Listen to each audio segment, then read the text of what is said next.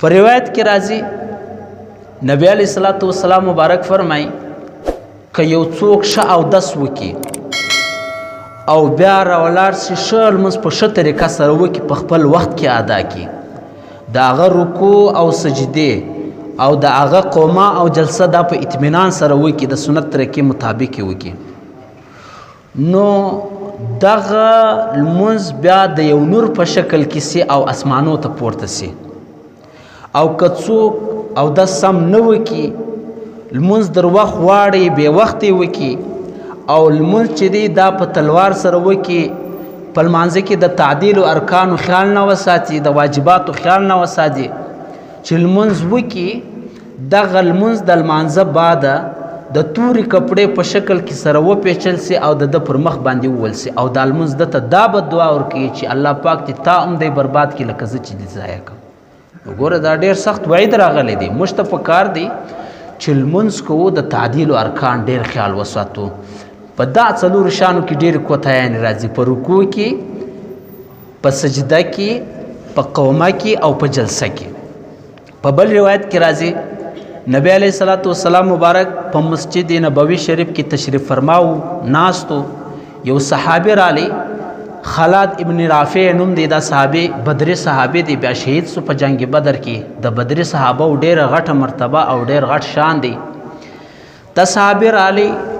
لمونځ یې وکړي تحیت المسجد لمونځ دې ته وایي چې انسان مسجد ته راسي باید چې 2 رکعاته نفل لمونځ وکړي دې ته تحیت المسجد وایي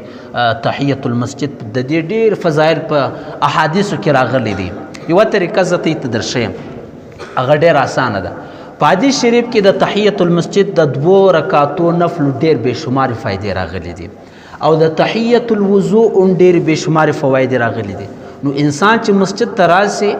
نیت دی وکړي 2 رکعاته نفل دی وکړي په نیت کې دي دواړه نیت وکړي د تحیت المسجد نیت دی وکړي د تحیت الوضوء نیت دی وکړي 2 رکعاته نفل دی وکړي الله پاک په دواړه ثوابونه ورکړي د تحیت المسجد د لمانځه ثواب به هم ورکړي پر دغه 2 رکعاتو نفلو او د تحیت الوضوء د لمانځه ثواب هم ورکړي نو دا صحابي رالی پر لمانځه ودرېدی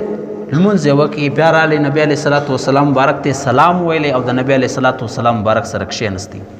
چې کښېنستی نبی علیه الصلاۃ والسلام مبارک د سلام جواب ورکړي او بیا ورته ویل چې قم فصلی فانک لم تصلی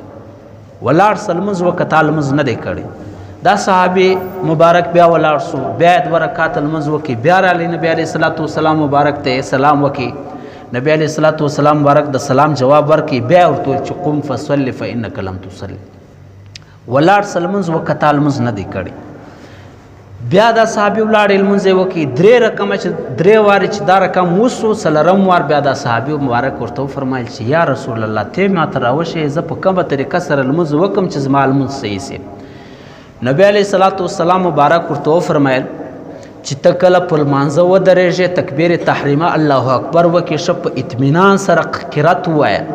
چې قرت دې ختم کړي بیا ډېر په تسلي او په اطمینان سره چې دې رکوع وکړه د رکوع څخه په اطمینان او په تسلي سره راپورته سه او جګ ودرېږه بیا پر تسلي او اطمینان سره سجدې ته ولاړ سه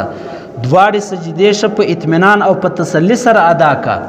او بیا چې د سجدې سره راپورته سي د 2 سجدو په مابینځ کې هم ښه په اطمینان او په تسلي سره کښېنه نو دا ستا لمونځ چې دی دا بیا صحیح کېږي دا د بخاري شریف روایت دی نو په دې روایت کې نبی علیه الصلاۃ والسلام مبارک موږ ته دا ترغیب راکړی دی چې په لمانځه کې انسان لمونځ په تسلي او په اطمینان سره وکړي د تعدیل ارکانو ډېر خیال وساتي په بل روایت کې راځي حضرت عایشه رضی الله تعالی عنها فرمایي چې نبی علیه الصلاۃ والسلام مبارک به داسې لمونځ کوي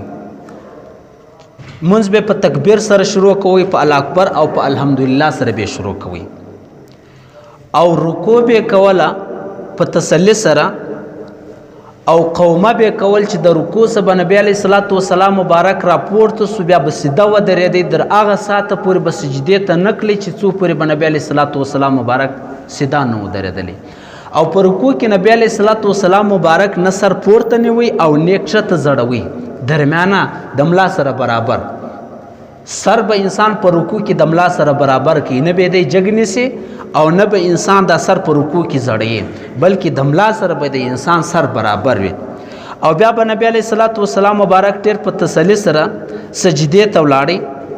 سجده به ډېره په تسلي سره وکړل. بیا چې به د اولې سجدې څخه نبی علیه الصلاۃ والسلام مبارک راپورته سو، تر هغه ساعته به دویمې سجدې ته نه کړي چې نبی علیه الصلاۃ والسلام مبارک به سیده نه وکښېنستلی. بیا چې به نبی علیه الصلاۃ والسلام مبارک دویمه سجده هم وکړل او نبی علیه الصلاۃ والسلام مبارک به د هرو 2 رکعتو باندې اتحیات ویل، د هرو 2 رکعتو بعد به کښېنستی پر اتحیات بیا اتحیات ویل. او نبی علیه الصلاۃ والسلام مبارک به په لمانځه کې د شیطان د ناستې رقم د کښېنستلو څخه منع کول چې د شیطان په رقم مه کښېني. د شیطان رقم ناسته څنګه ناسته د علماو د دې تفصیل بیان کړی دی. تفصیل یې دا دی چې انسان دواړې پښې وغوړي او د دواړو پښې پر بجلکو او پر بډۍ باندې انسان کښېني.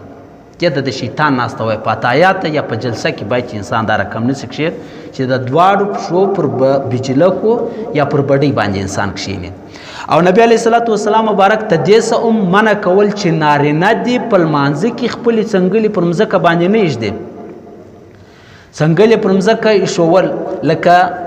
حیوان یا درنده چې په لمانځه کې خپلې ځنګلې پر مځکه باندې ایږدي، د دې څه نبی علیه الصلاۃ والسلام مبارک منع کول او دا په لمانځه کې مکروه ده. او دا د نارینه دپاره ښځه به په لمانځه کې خپله څنګلې پر مځکه باندې ایږدي.